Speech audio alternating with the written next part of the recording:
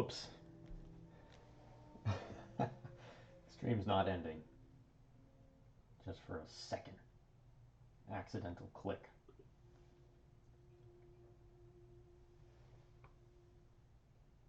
Can you do it again, please? I missed it. No, I'm not going to fall down the stairs for you. It won't. What's up, guys? Let me know if everything's cool. You can hear me and see me. Let me know if we have any technical difficulties I'm not aware of. I'll try to fix them quickly, but...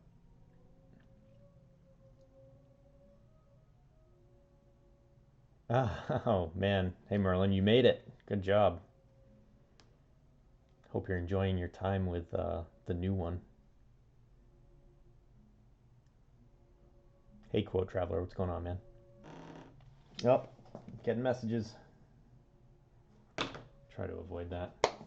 Anyway, how's it going, guys? Hope you enjoy this impromptu stream. We didn't really expect to stream today. If you watch the other ones, you know that we typically do it on Thursdays. But like I said, I don't know if you saw in the Instagram stories, but I just had a free moment this morning and I figured I might as well get some work done. So that's what I'm going to do. I'm going to repair some stuff and hopefully chat with you guys about cameras and stuff. So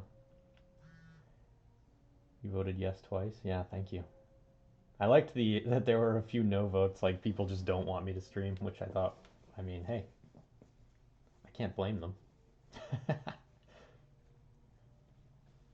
Good to hear it, Merlin. That's a special thing. But yeah, so you might notice I don't have, again, if you've watched streams in the past, you know, right here I usually have my friend Kyle. And today we have no one. It's a lonely stream, just me. I don't know what he's doing, but probably something that young people do that I can't remember anymore, now that I'm 10 years older than him. But yeah, so we're going to do some stuff. I'm going to start out by this contacts being here might be a little misleading. I'm not going to actually repair this contacts because there's nothing wrong with it, but I'm going out right after the stream with a buddy of mine, and we're going to shoot some, well, I'm going to shoot, and this is the camera I wanted to use. So since I'm going to be out all day long, I need to put a strap on because I don't trust myself to hold this all day without dropping it, because I can be a little clumsy. But after I put this strap on, we're going to fix a lens and chat. Like I say every stream, sleep. Yeah. Like I say every stream, this whole thing is less to actually fix these cameras. I mean, it's a good thing to do, is fix some cameras and lenses and get them working again, but mostly we do this just to chat with fans and people who are interested in cameras and photography. So like I say every time, if you guys want to chat in the chat there, and I'll answer any questions you might have. You know, if you have any questions about photography or questions about cameras, specific cameras, or anything, whatever you want to talk about.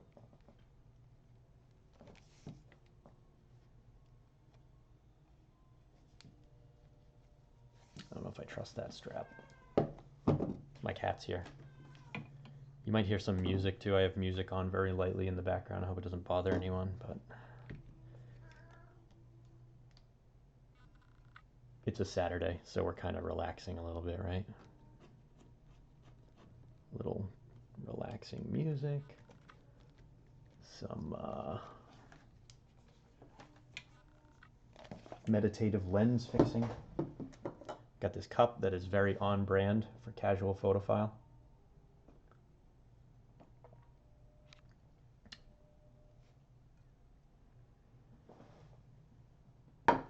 Okay, let's get to work.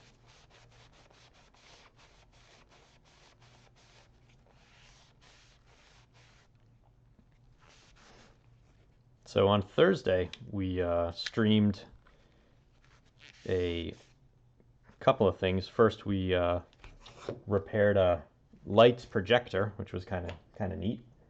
Just did a quick soldering job on that. And then what lens did we fix? Some Canon FD 50mm 1.8, and it had oily aperture blades, so we went through that. And today we're going to be doing basically the same task, except with this Minolta autofocus A mount 50mm 1.7. So same problem. The aperture blades are actuating slowly because there's oil all over them. So we're going to try to fix that. I'll try to get it so that you guys can see the oil. So you can see the blades are hung up just like last time with that Canon. And they shouldn't be on this lens when it's not mounted to the camera. The blades should be, well, there you go. Now, if we can get a good angle on that, you can probably see all the oil. So that's gross, and we got to fix it. So let's do it. First thing we do is remove the bezel, just like on the Canon we did the other day. And I use a rubber stopper. Very simply unscrew it. Yeah, it is gross. Yuck is right. Unscrew that. And I always try to, I'm going to do this over here. I always try to blow out dust as we go. Because these lenses are old, right? So they're often have dust even in places where you can't really see it, such as underneath that nameplate. Took it apart. There was all kinds of dust under there. So get rid of that before you open up the lens. Certainly before you open up the before you open up the optical areas. Anyway, you don't want to remove an element and have dust get in there. Getting some questions. How is oil getting in all these lenses? Is this normal? Yeah, John, I talked about that last stream a little bit. And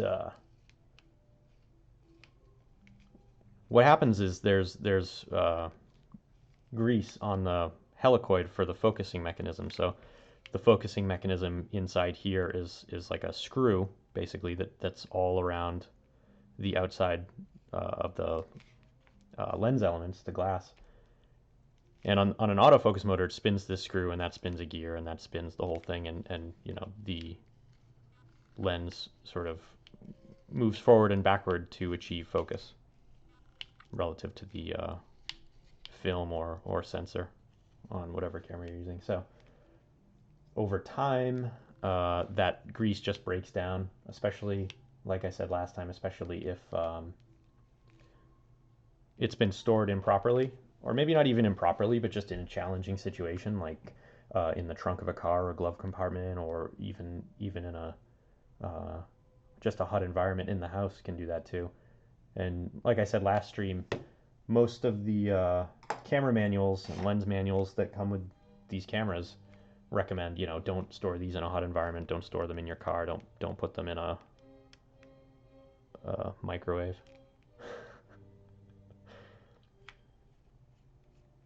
And I think I've read some manuals that specifically say, you know, keep these in a dark closet, you know, way in the back. But you just want to store your gear in a dry, somewhat cool environment. And that's going to go a long way toward keeping them good. Of course, a lot of these lenses are, you know, like I said, 30, 40 years old, so. And there was also this definite, I don't know if we can call it a parabola of value, right, with film cameras. And there was definitely a period of time, you know, a good 10, 15 years where these were very undervalued, right? So people would have these film cameras and they kind of use them for, you know, 5 years or whatever, but then they don't care about them anymore. So the idea that they might be stored perfectly for all that time is well, it's unlikely, right? You always hear about people, you know, I've got a camera in the attic or whatever. It's like, Okay, that could be the worst possible place to store a camera.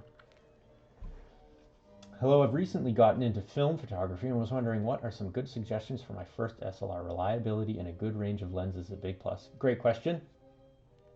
It's a great question. I've actually been looking around on websites like Letgo and Craigslist and have seen quite a few Pentax K1000 and Minolta X700. Here's what I'm going to do, okay? I'm going to send a link in the chat to an article we wrote on our website, Casual Photophile. And this article is perfect for you because it's all about choosing your very first film camera. And I'll answer your question here in the chat too, to the best of my ability. But this article sort of really dives deep into, you know, what type of a shooter are you? What type of photography do you want to do? And it gives recommendations for all types of different photographers. So I'm just going to get the link for you real quick.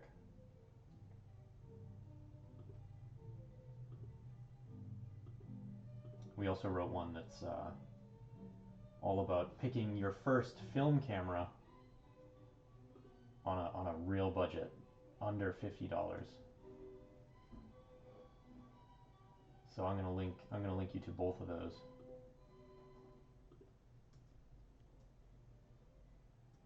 So that first link will take you to the article that's all about sort of, you know, finding the right camera for you based on your needs, and this one's going to be about doing so on a somewhat rigid budget. But to answer your question, if I can, X700 you mentioned and the K1000. K1000 often gets recommended for new shooters. I mean, it's probably the most recommended camera for people that are brand new. And I think that has to do a lot with that it's just very simple and it's all mechanical, aside from the light meter. The light meter is the only thing that requires batteries. So it's a very simple camera to learn on. Now that said, I don't think it's the best camera for beginners. You also mentioned the X700. I truly think the X700 is a great candidate for someone who's shooting for the first time. That's for a lot of reasons. Predominantly because it offers a range of shooting modes, which any new shooter is going to want to play with those, right? So the K1000 is all manual. You're going to have to set aperture and shutter speed, which is awesome. Manual shooting is fantastic. It's the best way to be creative with photography. But when you're starting out, it sometimes helps to have that sort of, I don't want to call it a crutch, but that sort of helping hand, right? Where you can shoot in aperture priority mode and learn how changing your aperture affects depth of field and changes your shutter speed. And the X700 also has program mode, which is fully automatic. So in that way, for that reason, sorry, I'm reading the chat as I talk here, so I get a little distracted. But in that way, the X700 I think is a better first camera, and I also think it's going to sort of allow you more room to experiment down the road. So you might get bored with your K1000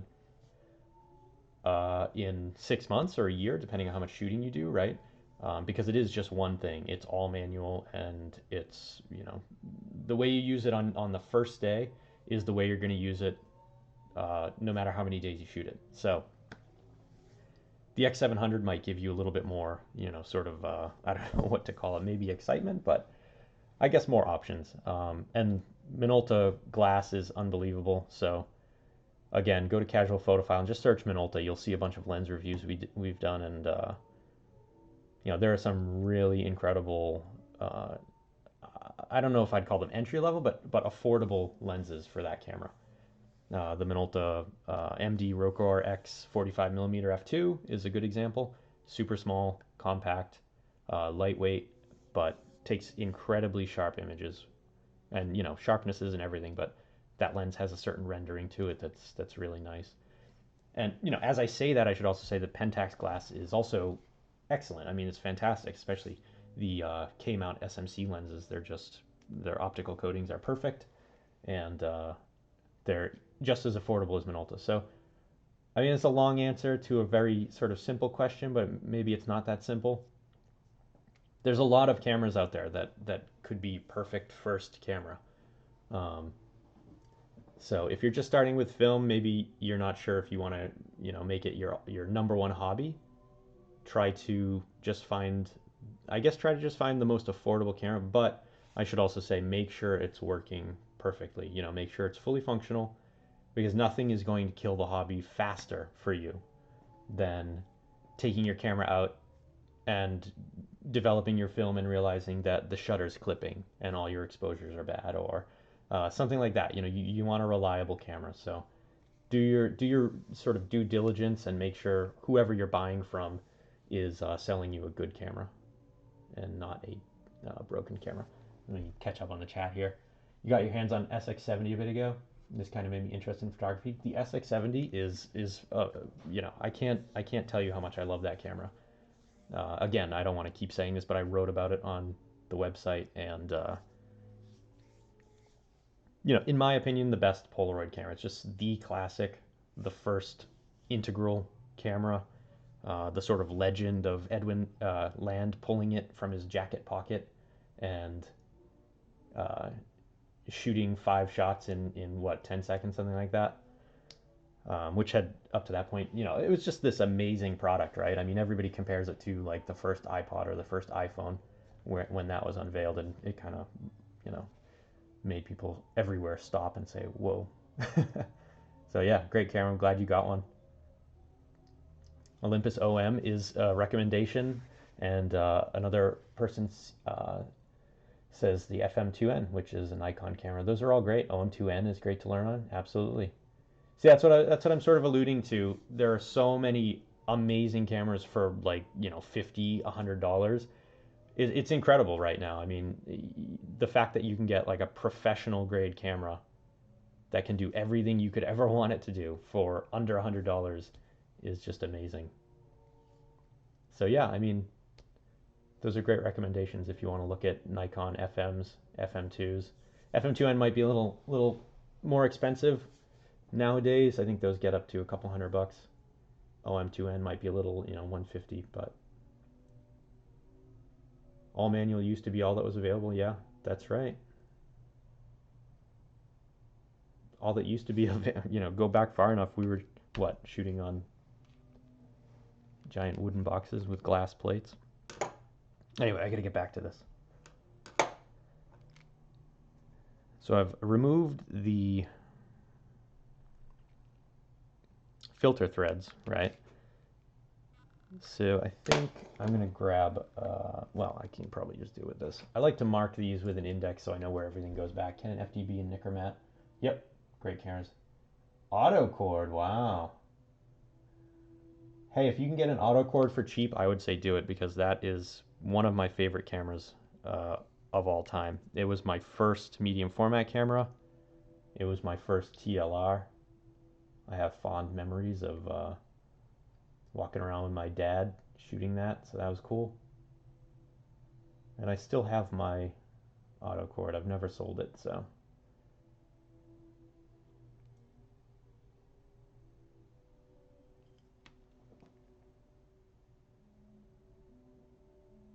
Hey, Alicia Griffin. That's fantastic to hear. Film cameras are awesome, and I appreciate that you think this is an interesting stream. Thanks for sharing it. Keep watching. We love talking about film cameras, and it's a great hobby. So what I'm doing now is just sort of making an index. This does, I think, go back in just one way, but I like to index everything, just so I don't make any mistakes.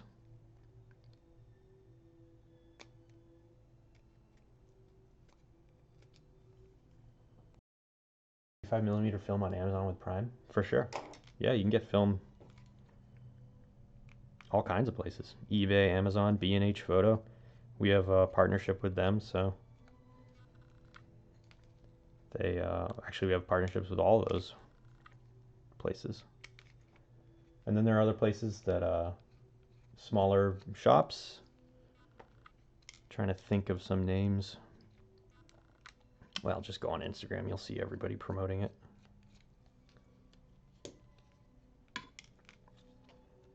So 3 screws, right?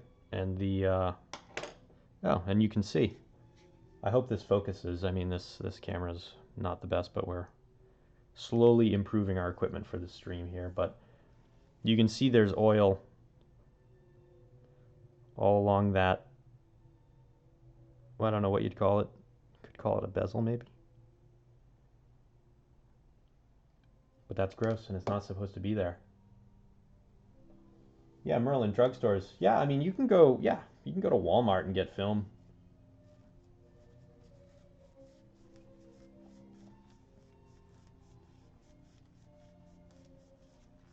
Yeah, I mean we just wrote an article about how Fujifilm's discontinuing some of their film, but at the same time Kodak is bringing out new film. So I just happen to have this here because this is what I'm taking to shoot in that contacts today when I go out with my buddy. And they just came out with this not that long ago, and Kodak was very kind and sent me that film to write about, so we're going to shoot it and write about it, do a little profile. Oh, and then I have this old Kodak from, let's see, when's this? 1995, so we'll see how that does, the expired film. Wow, that's a lot of oil. It is. It's the Deepwater Horizon over here. Or the Exxon Valdez. Pick your spill. There's been enough of them. So you'll see this one's a little different from the Canon we did. This is held in place by a retaining ring, and then that retaining ring is glued in place. I don't know if you can see that. There's 3 little drops of glue that hold the retaining ring. So when I cut through that glue and then pull out that retaining ring, the whole aperture assembly should fall out. And I've done a few of these lenses before. I think if I'm not careful, all the blades will spill out, but we need that to happen anyway, because we need to clean each blade individually. So let's do it. We're gonna cut it. If my friend John is watching, which I think he is, he's gonna be unhappy about the lack of safety equipment with this knife. I will be right back, guys.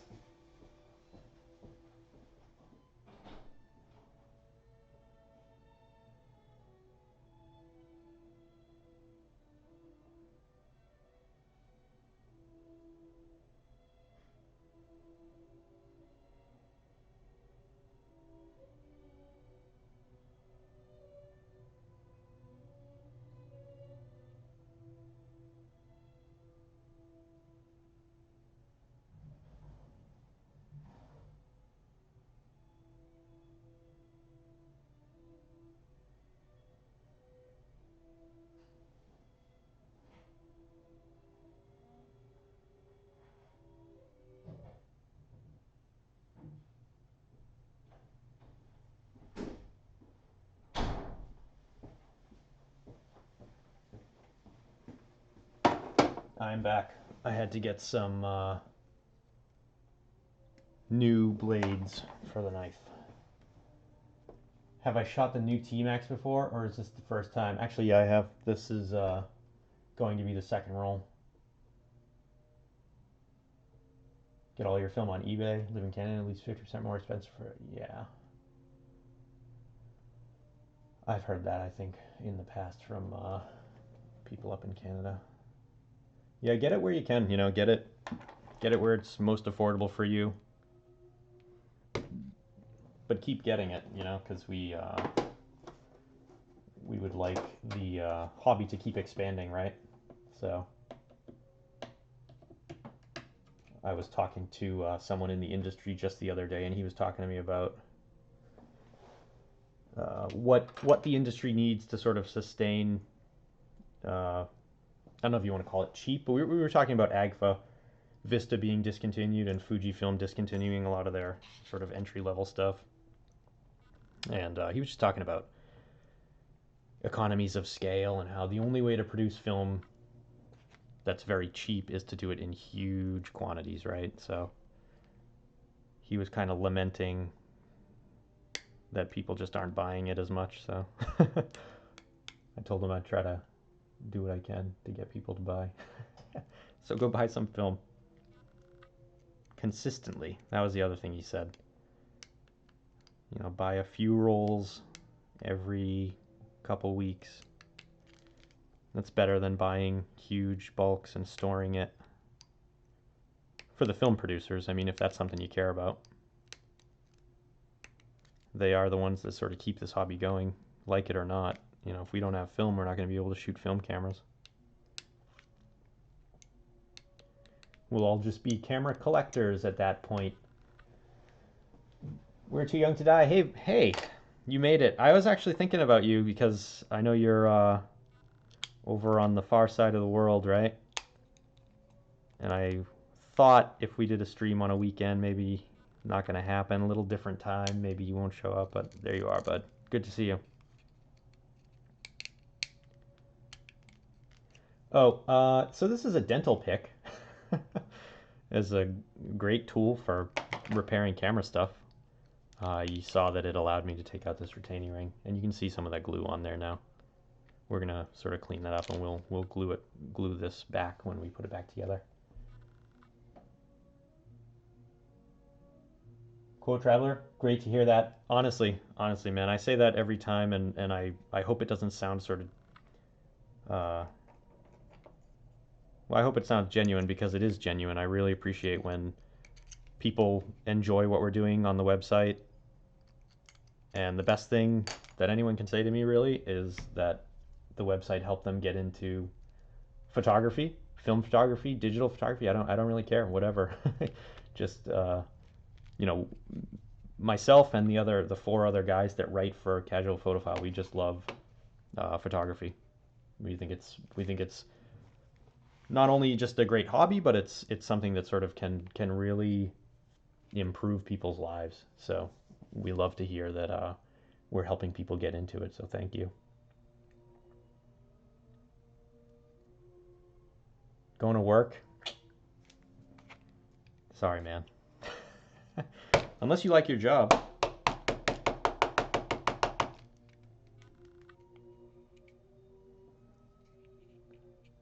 So what's happening now is we're supposed to this aperture is supposed to pop right out. Sometimes they get a little stuck, and you got to kind of reach in and give it a little pull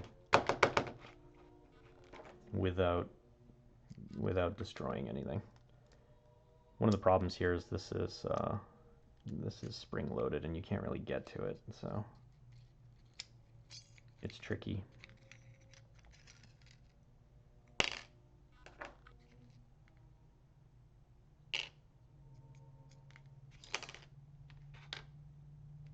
It's tricky, but we did it.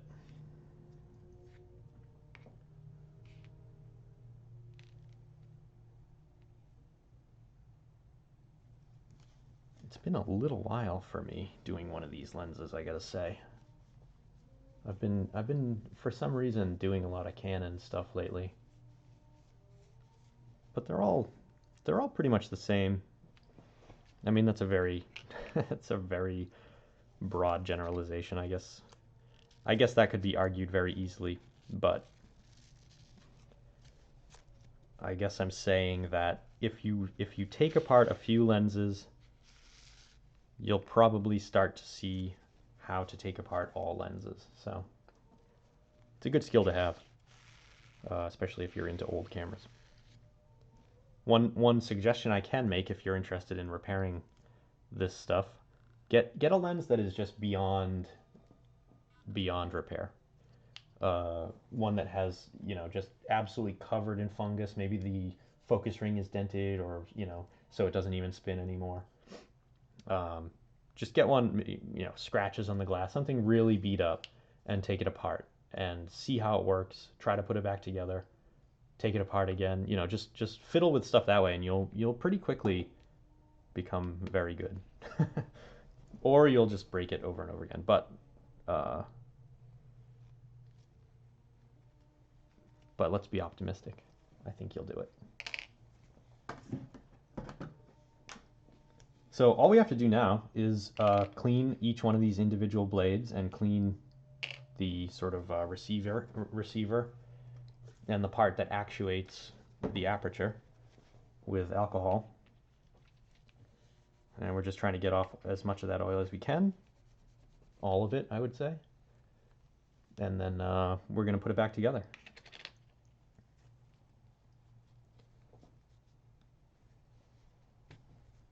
And hopefully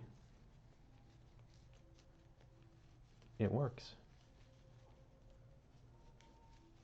That's a good suggestion. Yeah, what, taking apart a really bad lens? Yeah. I mean, it's really the only way to get good at anything, right? is to practice. So,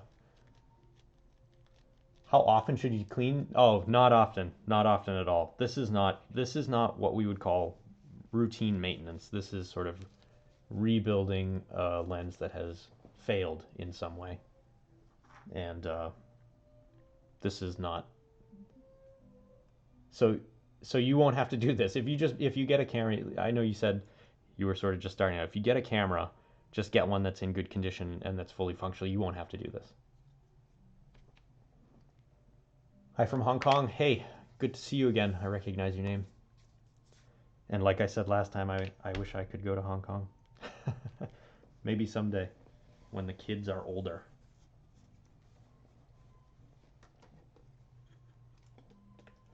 Would an ultrasonic cleaner make cleaning those parts easier?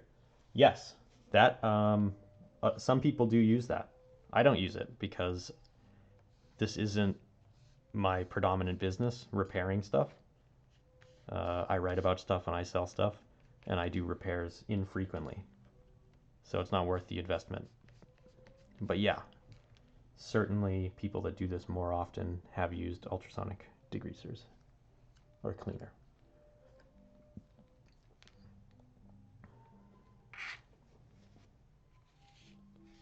So what I'm doing now is just cleaning each blade individually, and then we're going to put it back together. I don't know if you guys could have seen the oil before. Oh, what type of alcohol? This is what is this? It's 91%, but I've used the 70 something percent, 73 I think it was. I've used that before. I like the 91 though, because it yeah, like was mentioned, it evaporates. It evaporates quickly and most completely.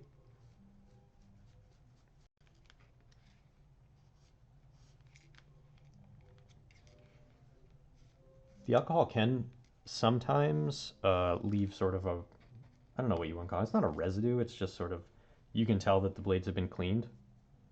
But that's not a problem as long as they're entirely dry. It's fine.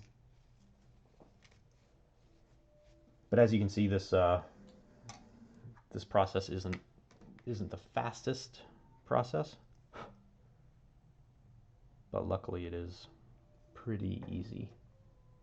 I'm working on putting the Canon FD 51.8 that you worked on Thursday. I took the back off without making note of where everything goes. You took the back off?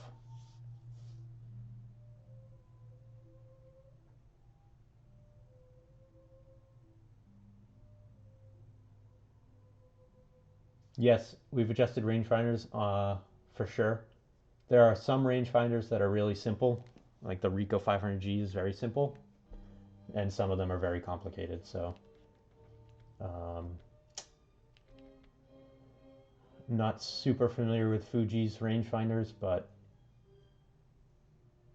I wish you the best of luck. I wish I could help. I mean, if it was here, I'd try to help.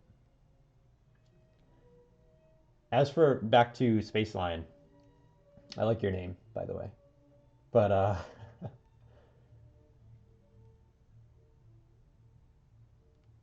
taking the back off, I mean, I've done that, and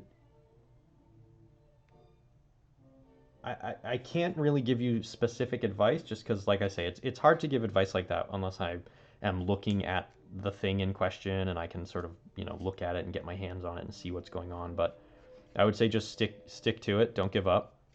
Try to mount everything back the way it was. I mean, these things are somewhat simple to figure out if you just focus and uh, do some deductive reasoning, right? Sort of like make sure that this post goes in this slot and these screw holes line up. I think you can do it. It's just going to take some time. Cowboy Bebop. Oh man.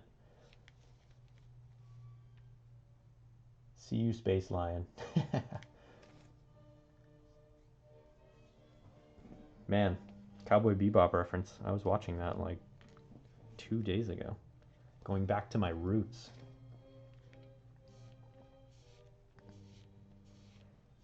I love that rock lobster episode where the thing in the, they leave leftovers in the fridge so long that it like mutates into a different life form.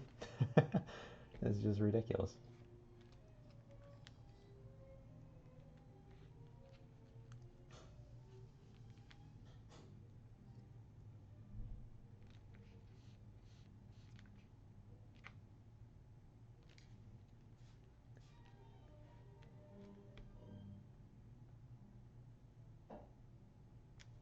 Spike cosplayer this past weekend. That's cool. I'm going to a show tonight where there will probably be cosplayers. And I'll probably get a few pictures of them. I am not cosplaying, I should add.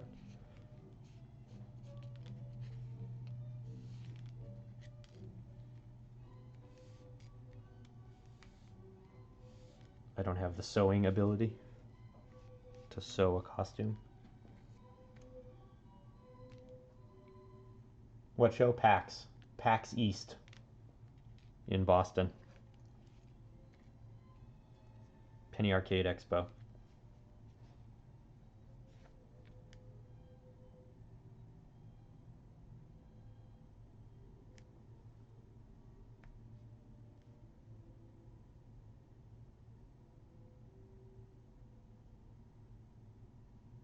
Are there any anime with film cameras? Probably. Almost 100% certain there are, considering anime is, think about it, right? That first wave of anime that came to the West was when? 70s, 80s, and there weren't digital cameras, so yeah, I'm sure there are plenty of anime where people are using film cameras. You were in Anime Boston? Oh, you guys traveled here? We're in the Boston area, so that's interesting. I've been trying to set up a sort of film photography meetup community type thing in Boston here, but uh, it's not the easiest thing to do, and we don't have.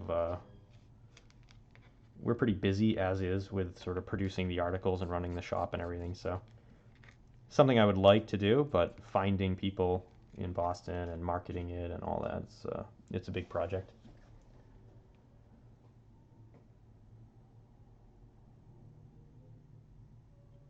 Oh, and you said it's expensive? Yeah, Boston is an expensive place. Try living here.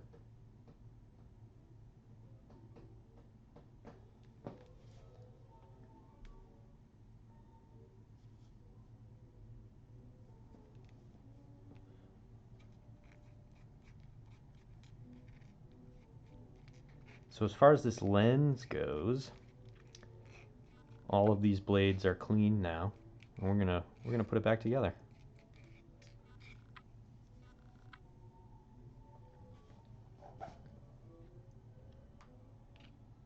And this is the tricky part. I'm just gonna clean this a little bit. There's some of that glue. I kind of want to scrape as much of it off as I can.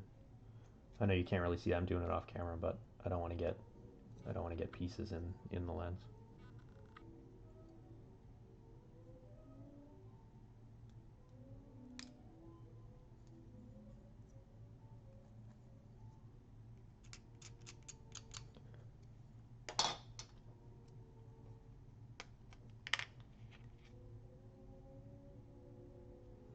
Okay, so this is pretty simple, but it might be interesting for you guys to see. I don't know if the camera will be able to focus, but so there's a little post on one side of the aperture blade, and then there's a little post on the other side.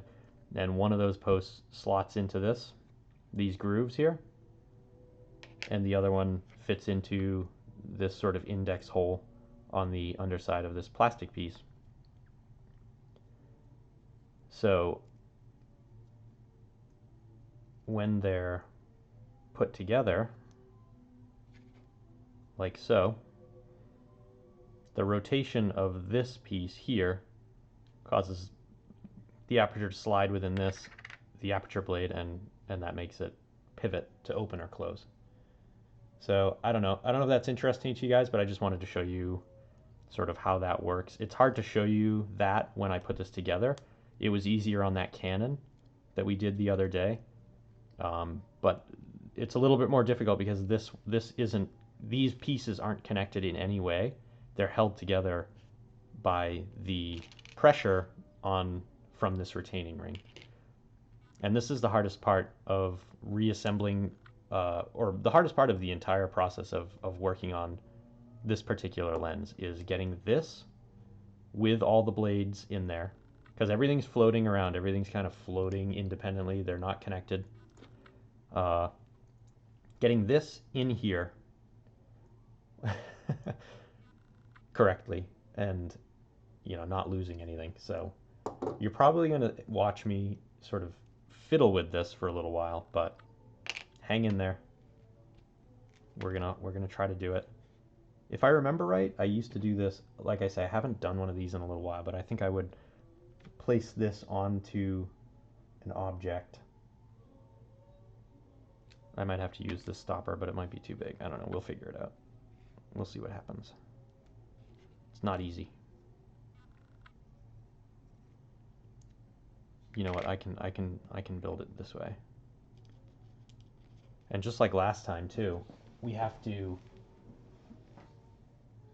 well, I'll show you. We have to, on the last blade, flip it. Well, you'll see. Put one blade, the trailing blade, underneath the first blade that we put in. Any experience with Zenzinon lenses? Got one where shutter blade stuck open but returned to closed when tapped, but only in cold weather. Does not seem to be oily. Sometimes they don't look oily, but they are. So it's hard to say what's going on. I mean, from here, but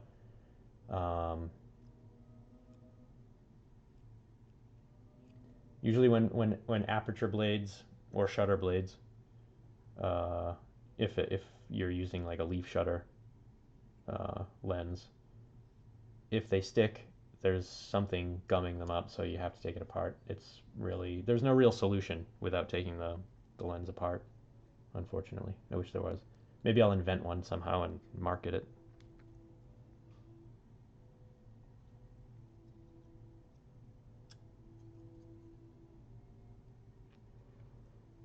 So I think they go like that. My only question is, and this is because I didn't pay attention when taking it apart. But no, that's how it goes. That's definitely how it goes. Watch, I'm sure I'll regret saying that. Let's see. We'll see if we put it the other way.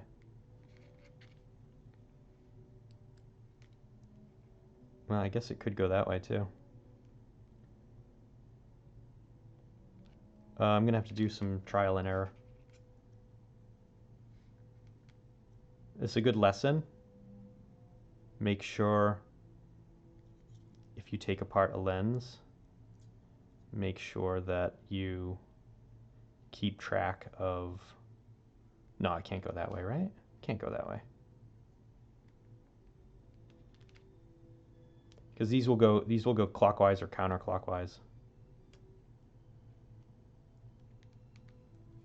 No, I can't go that way. We're getting gaps. So I was right the first time.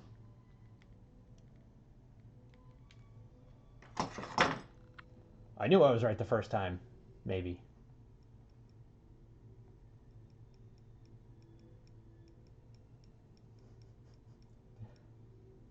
How long will you be live?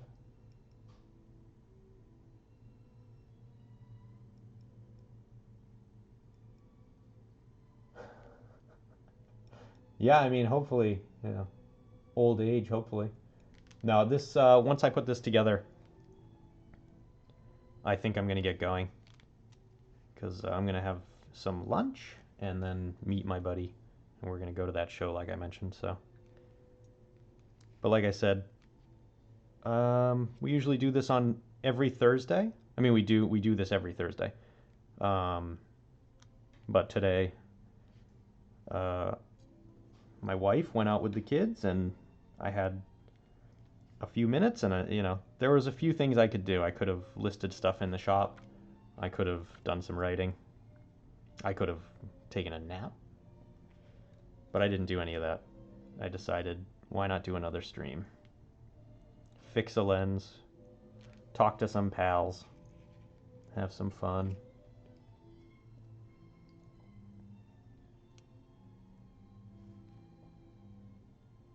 So now I'm just putting each blade into that little index hole that you saw. I hope you can see it. I know it's a little tough. Everything's black. Before all the other streams we didn't have this mat here, and I have another mat coming. I ordered it. What would happen is everything's white, so the camera was exposing for all that white, and you couldn't see any of this black stuff. It was all just shadow. So this is better, and it'll be even better next week. Oh, and I should add, if you haven't watched a live stream yet, this is your first one, first of all, welcome. But we usually give away a camera, so if you want to win a free camera, come hang out, and maybe you'll get it. Hey, quote traveler, you got to get going, no problem. Thank you for checking in.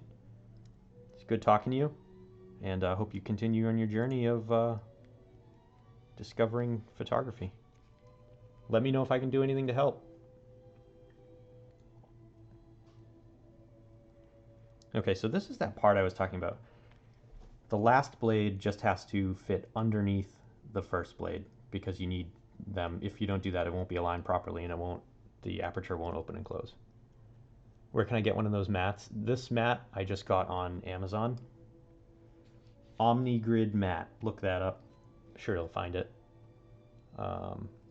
It's like sort of cut resistant, which is why I got it, because sometimes I replace leatherette or coverings on cameras and you have to cut with a knife. So yeah, Amazon has the OmniGrid, yeah.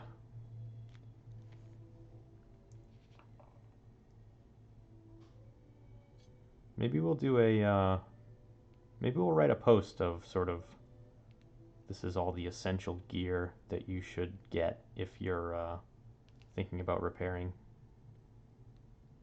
That might be a good idea to help people find everything they need. Oh, I think I just screwed this up badly. See, part of the problem is these are magnetized and there's metal in that blade, so I'm going to try to use this. Nice idea. It's a great idea. I have occasional good ideas. Very rarely. Just ask my wife.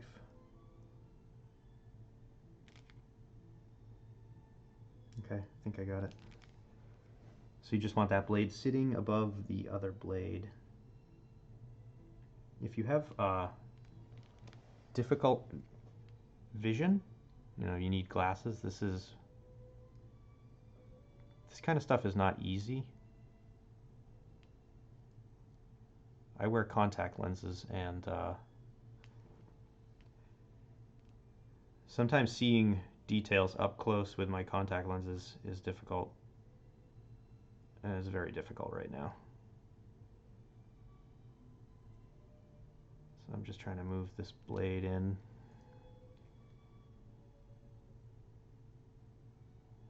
I should not wear contacts when I'm doing the stream, but then I can't read the chat, so it's just a bad time. Another hour to spare? Good. Hang around.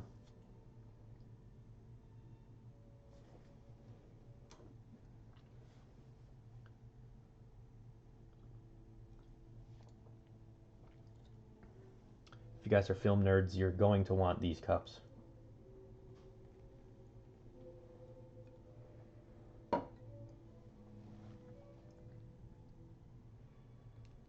No problem, Merlin. My pleasure as always. If you guys hear clicking, it's my dog. he's he's due for a nail trimming. He's a big boy too, so he makes a lot of noise.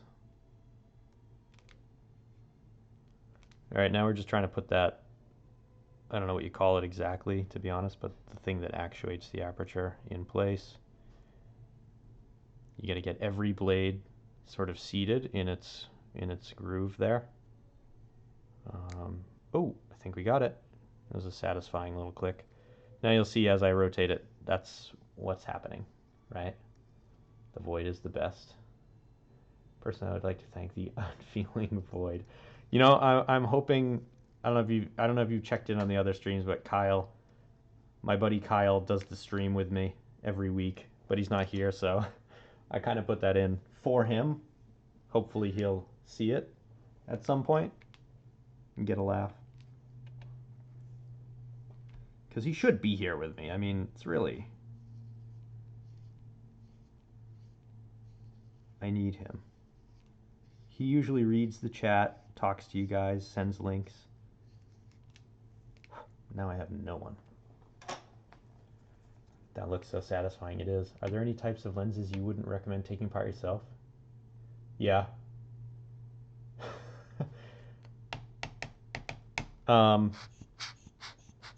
Basically, the newer the lens, the more difficult I find they are to repair. Especially when you start getting into the modern electronic lenses with autofocus that's controlled by computers, and with the ones that are bit coded for EXIF data and all that stuff. It's just how can I describe it? It's like,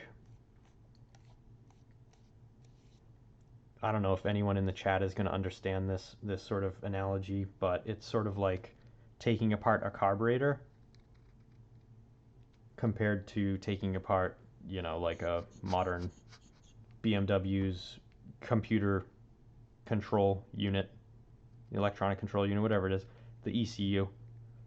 It's like, I just don't know how that works, but I know how a mechanical thing works, and that's what this is. It's just a mechanical thing. There's not a lot going on in here as far as like electronics and all that kind of nonsense that scares me. So okay, you can see that the aperture assembly is back together, but like I said earlier, this part here isn't connected to this part in any way. There's no screw or anything like that holds it together. So what the result is that it's very sort of, I don't know how to describe it. It's very delicate. You know, if I tip this too much this way, it can fall off. If I tip it, you know, if I hit it, one of these blades could jump a little tiny bit, like the tiniest little bit, and pop out of place. And then the whole thing is no longer aligned. So the challenge of that is that I need to insert this into this upside down, right? And I need to get this post through this tiny spot right here. I don't know if you can see that, but it has to be on the this side over here of that little bar in the middle, if you can see that too. I don't know if you can, but so that's the aperture control, and you'll see if I can actuate that, you'll see it move. So do you see that little slot in there? That is where that's where that post needs to go. And it's very not easy, I gotta say. But we're gonna try to do it.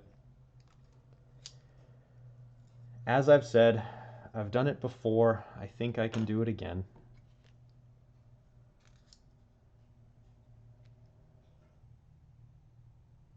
This is a new technique. I've never tried this, but I think what I'm going to do is I'm going to try to hold that in place, in a certain place,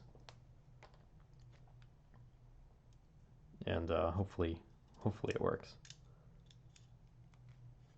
This might be a pro tip. I've never seen anyone do this. I might be inventing a method.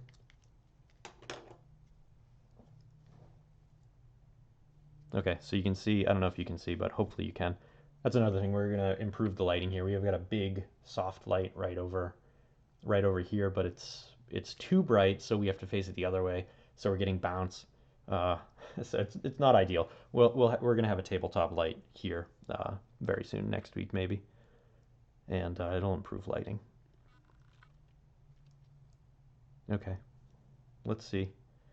And the other thing is, it has to go in there, so you can't really leave this on the stopper because the stopper is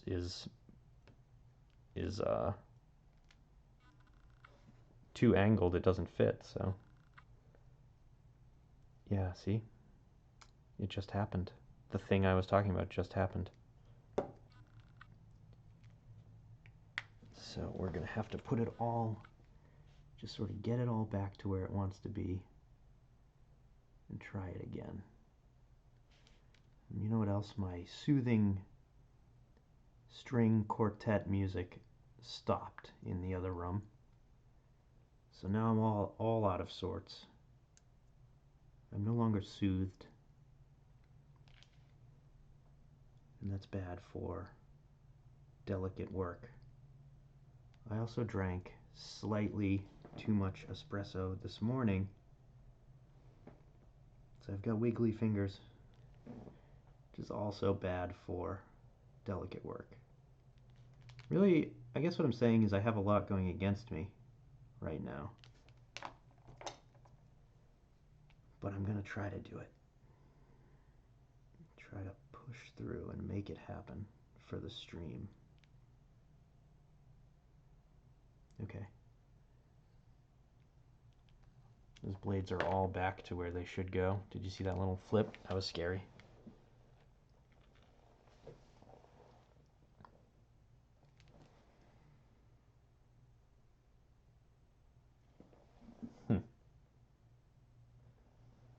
Okay.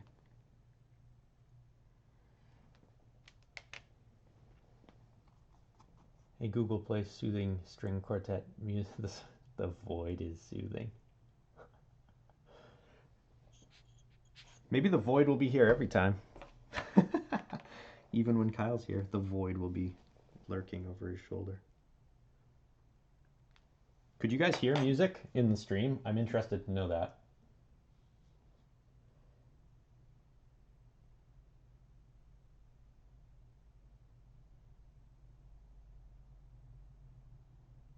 Oh my god, Dustin, I just saw you. What's up, buddy? If you guys don't know, D Von Luma is one of our writers. Dustin from the site, good guy. Does some good work for our casual photophile. I'll be back. I'm going to put music on. It's just going to take a second.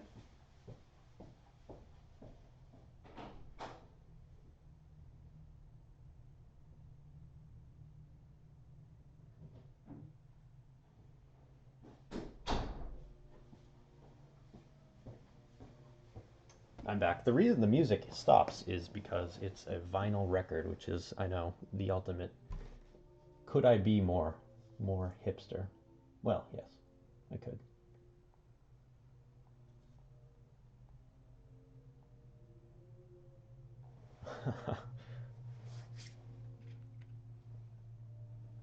But yeah, I like vinyl music.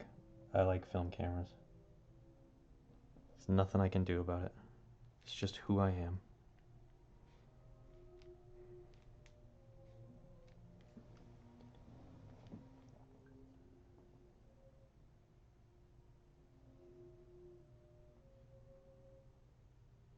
Trying to determine.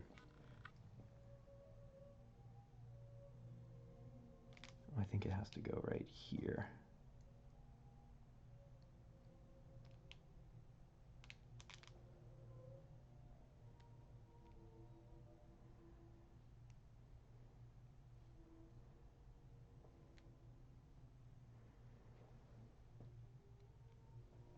I might go quiet.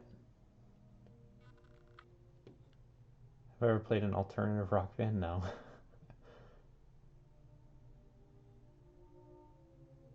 Oh, the music is on very, very quiet.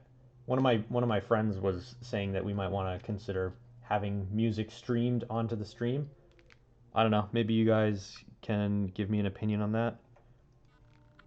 Have sort of like some very soft music playing on stream while we're doing this. My concern is not everybody likes the same music, right? So I feel like it might work for some people, but for other people it might just annoy them. But we're willing to try different things and make the stream better. It's fun doing the stream. We love talking to you guys, so we want to keep doing it. I'm just trying to figure out, you know, what is the best sort of product, I guess, for lack of a better word, that we can put out there. Shaky hands. I know, man. I know it doesn't pair well. Music can make you blocked. Yeah, that's the other thing we were considering. You know, if it's copyright, Twitch will just automatically mute the entire stream. So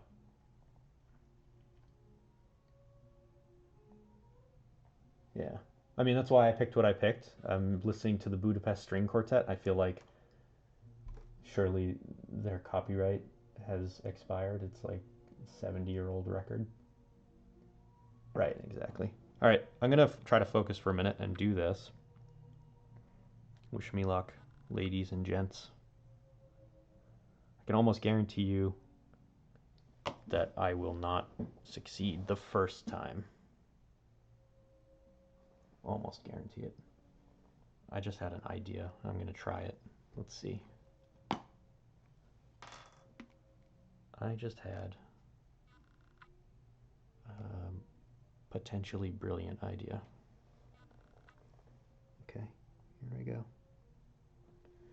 I'm sorry, I might have to do this off camera just so I can get a better look.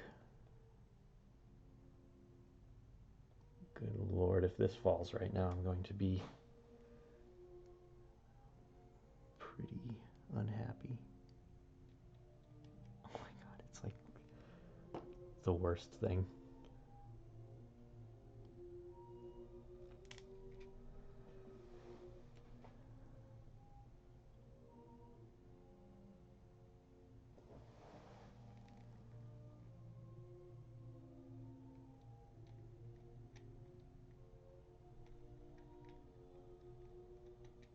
Oh, oh, that's so scary.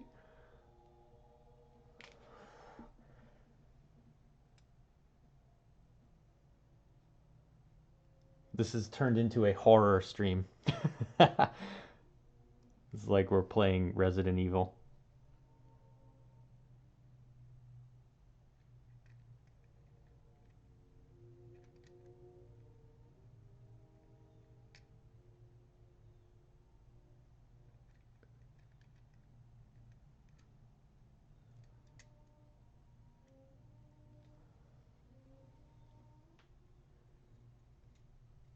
I don't know, guys. I don't know if that's it.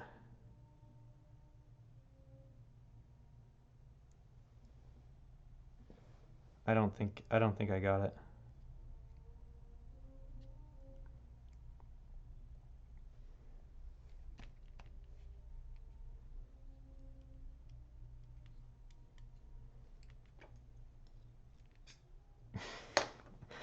That didn't work.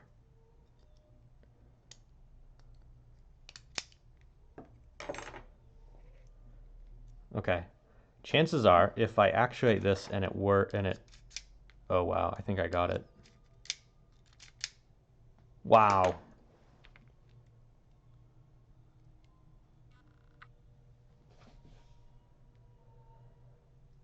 I'm just gonna take a minute and breathe and get caught up on the chat.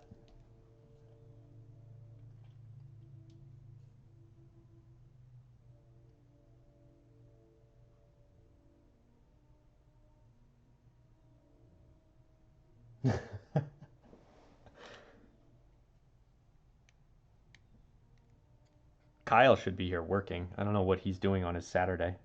It's a work day.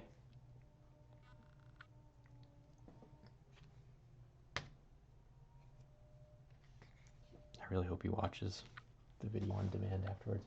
Congrats? I know, I don't know. The question mark on that congrats is very appropriate because I'm not I'm not really sure if we're there yet. I've gotta look closely. I made an index mark, I think. I think we're a little bit off. I think it's gotta spin a little bit. So once you get the aperture assembly seated, you kind of have to spin the aperture to get it where it's supposed to be. So like right now, this is at f22. The lens thinks it's set to f22, right? So you kind of have to get the aperture to where f22 would be approximately.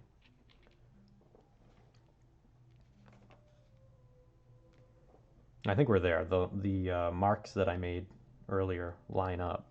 So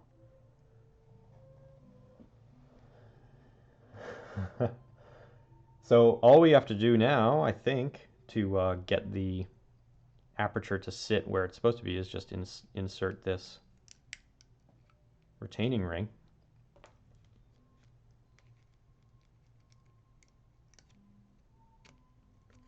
Right, and then we push it down into, there's a little groove for it down at the lens, inside of the lens barrel.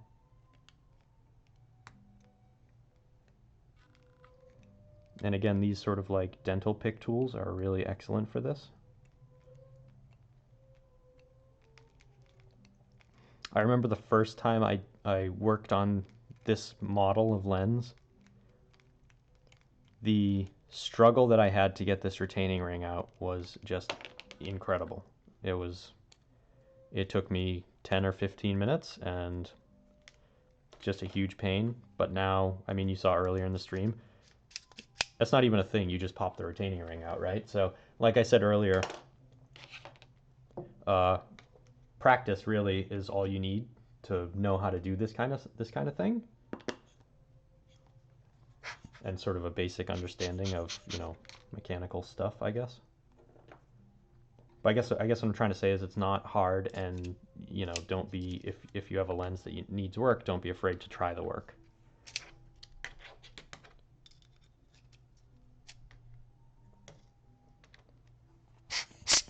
So I'm just kind of cleaning out the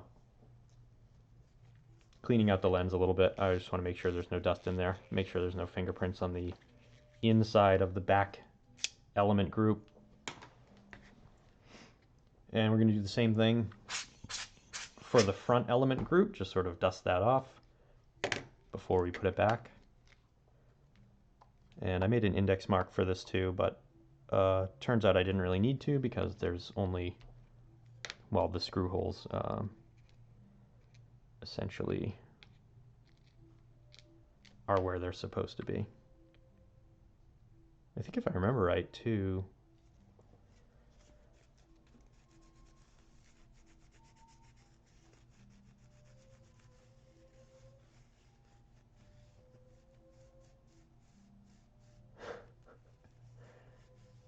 good lord, the chat has devolved into like puns and bad dad jokes, which I appreciate. Yeah, they probably don't know Cupcake Grind. Cupcake Grind is my actual real life brother. So.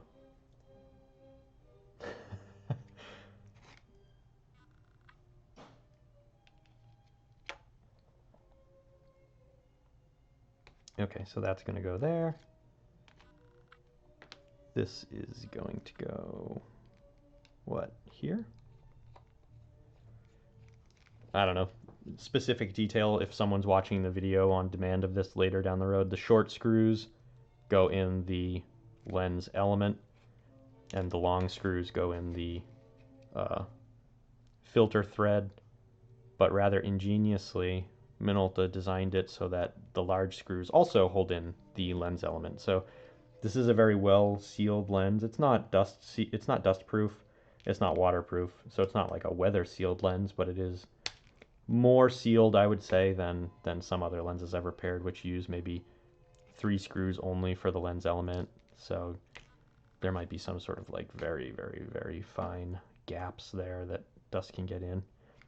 And again, like I said, especially these lenses are 30 something years old, you know, so that's a long time for a lens to be sitting and And even if it's being used all the time, I mean, that's just a long time. There's a lot of instances for a lot of potential for dust, I guess, to sort of impregnate things. But you can see this lens has a built-in lens hood, so we just kind of check that, make sure. Sometimes this part is made out of plastic, sometimes this part underneath is broken, cracked. Then I do usually replace those because I have some spares, but this one's fine, so we're just going to put it back together. And that sits nicely where it's supposed to go. We're almost done.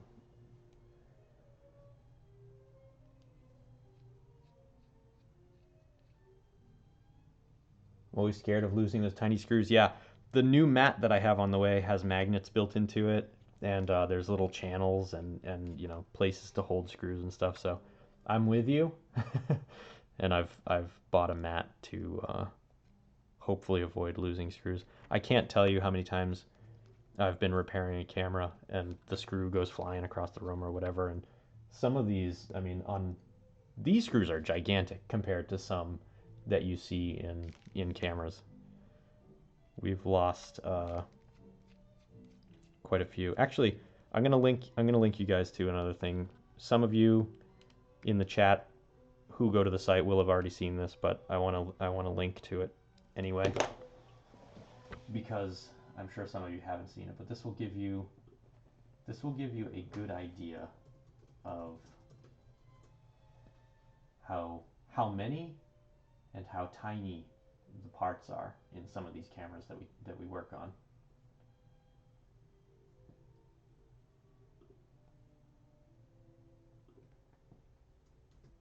Almost there. Here you go. So check out that if you haven't seen it before. If you have seen it before, check it out again. But that'll give you an idea of just how ridiculous some of these machines are, just how intricate and precise. They're incredible. So I'm just going to clean off the nameplate here. One last cleaning. And clean the filter threads too. And this very simply screws back in.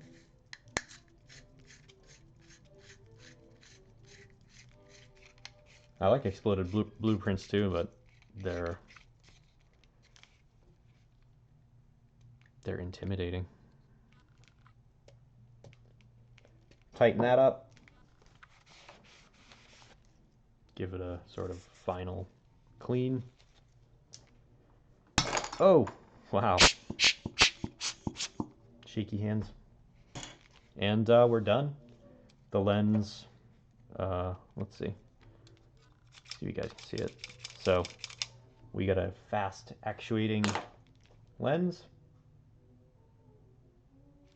and it's ready to get mounted on something. I don't know, Maxim of some sort, 7,000, 5,000, maybe an A series. But that's it. We're done. If you guys want to chat about anything, just chat real quick. Kanto who? Yeah. Right. Yeah, we're coming for Kanto's business.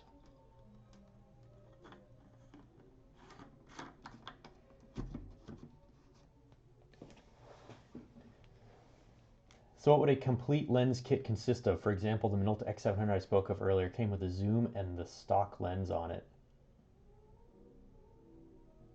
Thank you for the clapping. I appreciate it. We succeeded. We've actually been, every stream we've done since the very first stream, we've succeeded at fixing the stuff we've set out to fix. The first stream we didn't make it happen. But we're going to revisit that and try to fix it. But to answer your question, complete lens kit. So I mean, I guess broadly speaking, a complete kit would consist of a wide-angle lens, a standard lens, and a telephoto lens. You can get all of those things packaged in a single zoom lens, as opposed to, you know, 3 or 4 prime lenses. It just depends on what you want. Do you want the convenience of a zoom lens, or do you want sort of the often superior image quality of a prime lens. So prime lens is just a lens that has one focal length. But because of that simplicity in its construction, often you get improved uh, image quality and most notably faster apertures, larger apertures, which is the f number. The smaller the f number, the larger the aperture, and the more light a lens can take in a given amount of time. So that that explanation can be a little confusing to people who are new, but yeah, essentially prime lenses have, I mean, the simplest way to say it, prime lenses are better for image quality and low light performance, right? And zooms are more convenient. You can spend a lot of money on incredible zooms that have uh, close to the same maximum aperture as some primes, but like I say, they're super expensive. You don't know what the zoom is, but you know it's a zoom. Yeah, I mean, if it comes with, you said it comes with its stock lens, so that's probably a 50 millimeter, probably a 50 millimeter 1.7, maybe a 50 millimeter 2. Um, so if it comes with that and it comes with a zoom, it's likely a, I don't know, 80 to 200 or 70 to 210, something like that. That was sort of the standard, zoom back in the day. So, I guess I don't know if that answers your question, but if it comes with a prime lens and a zoom lens, you've pretty much already got a full kit. So, if that's what it comes with, I would just go for it. You're gonna have most of the focal lengths that you want to use. The only thing is wider lenses. I mean, I kind of prefer a wider lens. Someone in the chat just asked, would you prefer 50 or 35 as your only lens? I think I would go 35. I actually started out with this lens, a 51.7 on a Minolta DSLR a long time ago. And 50 was for a long time the lens that I used, but that's kind of changed lately. But I think a lot of people that started on 35 then eventually go to 50. I think it's kind of like whatever you start with, you eventually go to the other standard, just because you're always sort of looking for something new, looking for a new perspective, a new angle, a new field of view, right? So why do I like wider? It sort of just brings in more of a scene. When I first started, I was really into, I think like a lot of people, I was really enamored with bokeh and shallow depth of field, like getting that background nice and blurry and getting the subject in like sharp focus, but having the background all blurred out. And that looks good, but after a while, it gets a little boring, I think, visually. So I have started to, well, a long time ago now, I started to sort of shoot more at f8 to get more depth of field, street scenes, stuff like that. I just thought it gave more context to the images. And, if you can see more stuff in focus, I guess there's more room for sort of saying something in the shot, I guess, rather than just have like a flower with a blurred background or a person with a blurred background. And wider, uh, after that, I sort of shifted to more wider lenses because it's the same thing. It's you get more depth of field and you get more context. So like street scenes, you get the person in the shot, but you also get the buildings, the streets, their environment. And for me, I just think right now that's a little bit more interesting. That's not to say that at some point I won't switch back to 50 and I won't maybe even go further 75 or the 105 Nikkor that I really love. But yeah, right now for me, I like shooting wide. I don't know if you saw in the contacts earlier, I have the Biogon 28 2.8, and this is the only lens that I want to shoot right now. I just love 28. I think 28 millimeter is really interesting. Gives a really interesting field of view. So I don't know. I don't know if that answers your question. All you guys all asked some questions there, but older zooms are often terrible. You should check out the site. Josh wrote an article about why older zooms aren't as bad as you might think. I agree with you that many older zooms are really terrible, but Josh makes a good point that there are some older zooms that are definitely worth using. I'll have to pick up a prime then. Well, if that X700 you said comes with a kit lens and a zoom, the kit lens could be a prime. I don't know if you said in the chat that it was also a zoom. I might have missed that. Um, but yeah, get a prime, definitely. Prime lenses for Minolta X700, you can get one for 30, 45 bucks. They're really cheap and they're very good. So 50 millimeter, very versatile. Yep, I totally agree. I shot nothing but 50 millimeter lenses for like a year and a half. So a lot of time lurking. So really for X700, I'd be happy to look out. Yeah, there you go. You got people buying for you now. Why Wider already answered. Merlin. Dying to get the 35 for my Sony. Yep, yep. I know well, Joe. Bokeh is more than okay dokeh. Yeah. More content and context and information. Yep. Linda, hey. Good to see you. Yeah, I hope PAX is fun. It's going to be the first time I've ever gone to a PAX, so it should be an experience. But yeah, awesome to see you in here. Appreciate it. All right, guys. Unless someone blasts me with a question like now, I think we're gonna get going.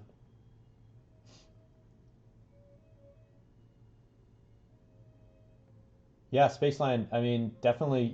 This is kind of the point of this. We want to be able to chat with you guys, but we also want you guys to be able to chat with each other. So it's cool. It's cool to see you all talking in chat. That's the whole point. CP has always sort of been like, let's build a community, or at least let's contribute something to the community that already exists. So it's PAX, PAX. Merlin. It's a convention that happens once a year. I think they have them in like Boston, Seattle, Texas, and Australia. And it's like sort of video game, pop culture type of convention. So it's kind of more nerd stuff, right? But a different type of nerd. So thank you. I'll have fun. I'll probably be posting some stuff on the Casual Photophile Instagram account from PAX. So you'll see the contacts and some Kodak stuff, as we're gonna be there and shooting a little bit. So follow along. Maybe we'll do like live stories and well, not live, but we'll do some stories and show you guys some other nerd stuff.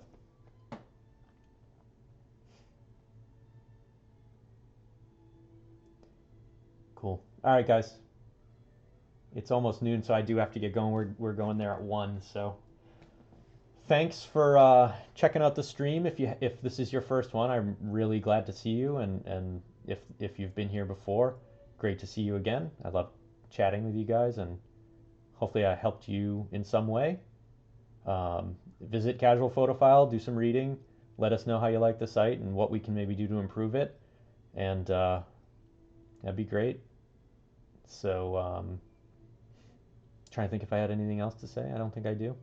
Oh, we do this every Thursday. I know it's a little hard to catch it on the weekdays because most people are working and stuff. But if you can catch it on Thursdays, come on in. It's 11:30 a.m. Eastern time, and we usually do giveaways too. So if you wanna maybe win a camera or a lens, just pop in on Thursdays. But all right, guys. Again, thanks so much. I appreciate it, and I hope you had fun.